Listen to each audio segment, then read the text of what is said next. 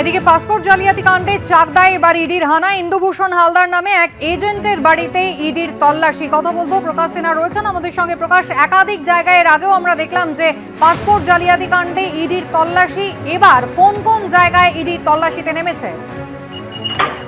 না দেখো, তুমি জানো পাসপোর্টটা জালিয়াতি কাণ্ডে এর আগে কিন্তু ইডির আধিকারিকরা তল্লাশি চালিয়ে একজনকে গ্রেপ্তার করে। তাকে 13 দিনের ইডি হেফাজতের নির্দেশ দেয়। আজাদ মল্লিক তার নাম, এবং ইডির তরফে দাবি করা হচ্ছে যে তিনি কিন্তু বাংলাদেশি। এবং ইতিমধ্যেই যেটা ইডি সূত্রের খবর, তাকে জিজ্ঞাসাবাদ করে একাধিক নাম পাওয়া গেছে। আজকে সকাল থেকেই ইডি আধিকারিকরা পৌঁছে গেছেন চাকদা এলাকার শিবপুর বলে একটি গ্রাম। সেই গ্রামে একজন এজেন্ট, তার নাম ইন্দুভূষণ হালদার, তার বাড়িতে ইডি আধিকারিকরা তল্লাশি চালাচ্ছেন। এবং গতকাল যখন আজাদ মল্লিককে কোর্টে তোলা হয়েছিল, ইডির তরফে দাবি করা হয়েছিল যে একটা বড়সড় র্যাকেট বাংলাদেশিরা যারা এই রাজ্যে আসে অবৈধভাবে, অনুপ্রবেশকারীরা, তাদের কিন্তু বিভিন্ন নথি তৈরি করার কাজ করতো আজাদ মল্লিক।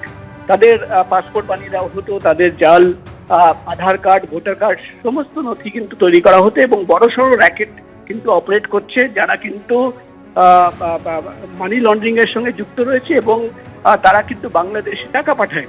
এবং এই সূত্র ধরেই ইন্দুভূষণ মল্লিকের বাড়িতে আজকে সকাল থেকেই ইডি আধিকারিকরা তল্লাশি অভিযান চালাচ্ছেন।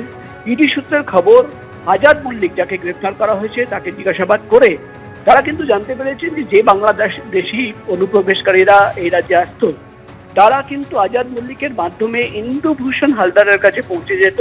এবং ইন্দুভূষণ হালদারই কিন্তু সমস্ত নথি, জাল নথি তৈরি করতে তাদের সাহায্য করত।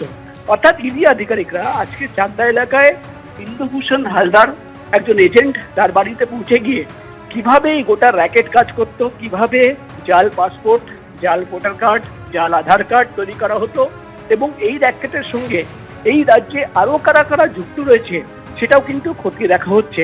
ইতিমধ্যেই যেটা ইডি সূত্রের খবর, আজাদ মল্লিক তাকে কিন্তু দফায় দফায় জিজ্ঞাসাবাদ করা হচ্ছে।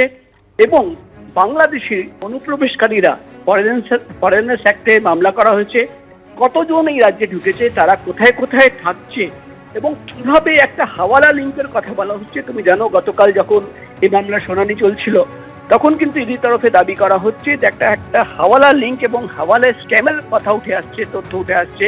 সেই তথ্য কিন্তু খতিয়ে দেখা হচ্ছে। অর্থাৎ একদিকে বাংলাদেশি অনুপ্রবেশকারী, অন্যদিকে জাল পাসপোর্ট, ভোটার কার্ড, আধার কার্ড সহ নথি এবং হাওয়ালা লিঙ্ক, এই তিনটে তথ্য সামনে রেখেই কিন্তু আজকে সকাল থেকেই তল্লাশি অভিযান। মূলত ইডি আধিকারিকরা দাবি করছেন যে একজন এজেন্ট, চাকদার শিবপুর এলাকার বাড়ি ইন্দুভূষণ হালদার, তার বাড়ি থেকে ইতিমধ্যেই একাধিক গুরুত্বপূর্ণ নথি ইডি আধিকারিকরা বাজেয়াপ্ত করেছেন। প্রকাশ, ধন্যবাদ।